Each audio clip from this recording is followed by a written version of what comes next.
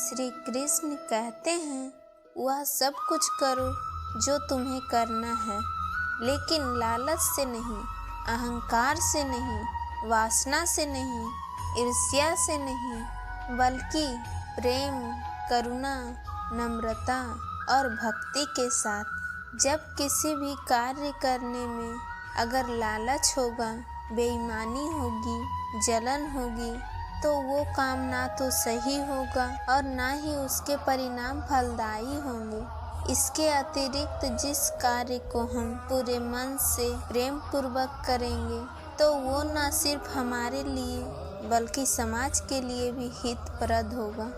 नरक के 3 द्वार हैं, काम, क्रोध और लोभ। जो व्यक्ति कामी प्रवृत्ति का होता है, जिसके मन में लोभ होता है और जो अत्यधिक क्रोधी स्वभाव का होता है, उसके लिए नरक के द्वार सदैव खुले होते हैं।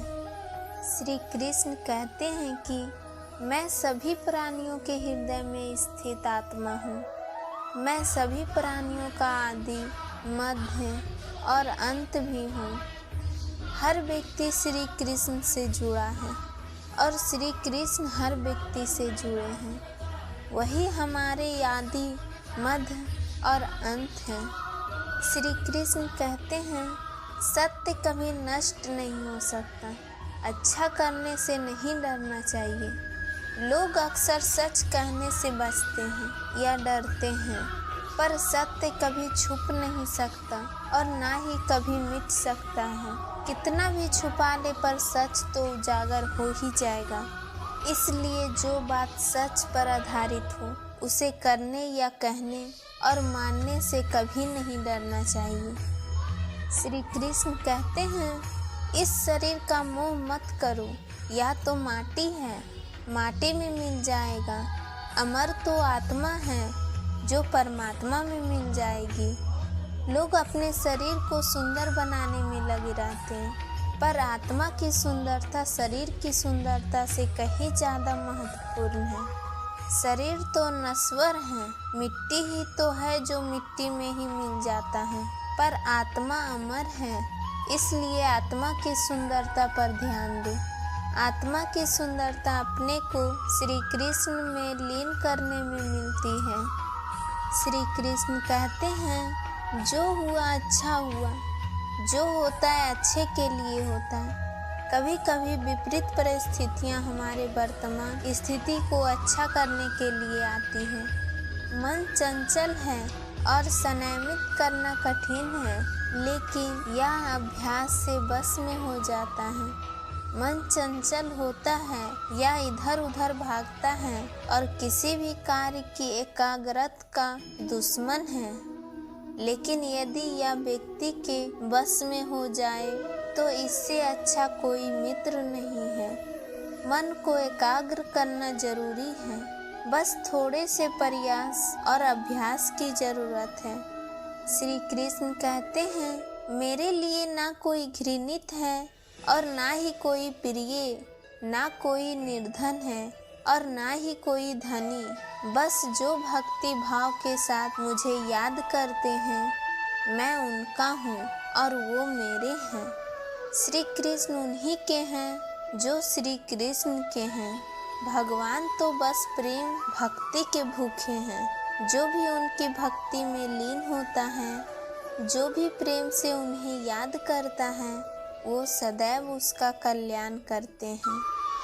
श्री कृष्ण कहते हैं, मैं हमेशा तुम्हारे साथ और तुम्हारे आसपास रहते हैं, चाहे तुम कुछ भी कर रहे हो। जब भी आप कोई बुरा कार्य करते हो या अच्छा कार्य करते हो, आपको लगता है कि कोई देख नहीं रहा, तो यहाँ श्री कृष्ण कहते हैं कि तुम जो कुछ भी कर रहे हो, मेरी दृष्टि सदैव तुम पर है। इसलिए आप यह मत समझें कि आप अकेले हैं। आपके साथ श्री कृष्ण सदैव हैं। अपने अनिवार्य कर्तव्य का पालन करें, क्योंकि क्रिया वास्तव में निष्क्रियता से बेहतर है। मनुष्य ही एक ऐसा प्राणी है जो कर्म करता है, इसलिए कर्म करना प्रत्येक व्यक्ति का धर्म भी है। कर्म करने वाला व्यक्ति कर्मवीर कहलाता है। इसलिए कार्य करते रहो, खाली बैठे रहना से तो बेहतर है। जिस इंसान के चारों तरफ नकारात्मक लोग रहते हैं, उस इंसान का मंजिल से भटक जाना तय है। मन के हारे हार है और मन के जीते जीत है। जिस प्रकार सकारात्मक विचारों से सफलता मिलती है, उसी प्रकार नकारात्मक विचार असफलता के मार्ग की ओर अक्सर करते हैं। जैसा हम सोचते हैं वैसे ही हम बनते जाते हैं और अपने विचार के माध्यम से ही हमें नकारात्मक और सकारात्मक परिणाम मिलते हैं। श्री कृष्ण कहते हैं, समय हमेशा चलता रहता है, कभी रुकता नहीं है। यदि आज बुरा समय है तो कल अच्छा होगा। इसलिए आप बिना किसी स्वार्थ के सिर्फ कर्म कीजिए, फल समय खुद देगा। ना तो समय रुकता है और ना ही एक सा रहता है। बुरा समय हो या अच्छा समय, बदलता जरूर है और अच्छा तो फिर बुरा समय जरूर आएगा। सुख के बाद दुख और दुख के बाद सुख आते जाते रहते हैं। इसलिए इस पर हमारा कोई बस नहीं है, लेकिन कर्म पर हमारा वश जरूर है। आप सिर्फ कर्म कीजिए, फल की चिंता किए बगैर। समय आने पर फल जरूर मिलेगा।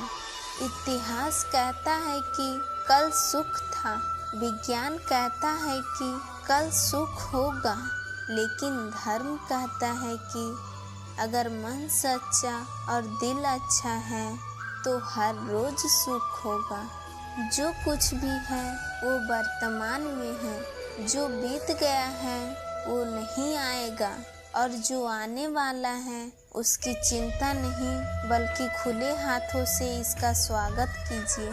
मन उन लोगों के लिए दुश्मन की तरह काम करता है जो इसे नियंत्रित नहीं करते हैं, और जिसने अपने मन को जीत लिया है उनके लिए मन सबसे अच्छा मित्र है। श्री कृष्ण कहते हैं, क्रोध में इंसान भ्रमित हो जाता है और भ्रम से बुद्धि व्यग्र हो जाती है और अपने गलत फैसले के चलते उसका पतन शुरू हो जाता है। मैं किसी भाग्य का निर्माण नहीं करता, हर व्यक्ति अपना भाग्य स्वयं बनाता है। श्री कृष्ण कहते हैं कि वो किसी के भी भाग्य के निर्माता नहीं हैं, व्यक्ति खुद ही अपना भाग्य लिखता है। आप जैसा बीज बोएंगे आप वैसी ही फसल काटेंगे। आप जैसा कर्म करेंगे आपको वैसे ही परिणाम मिलेंगे। यदि विद्यार्थी मन लगाकर पढ़ाई करेंगे तो परीक्षा में जरूर सफल होंगे। इसलिए व्यक्ति का भाग्य तभी बदलेगा जब वो ऐसे कर्म करेंगे। जो कर्म में अकर्म देखता है और अकर्म में कर्म देखता है वह मनुष्यों में बुद्धिमान होता है। आप केवल कर्म के हकदार हैं, उसके फल के कभी नहीं।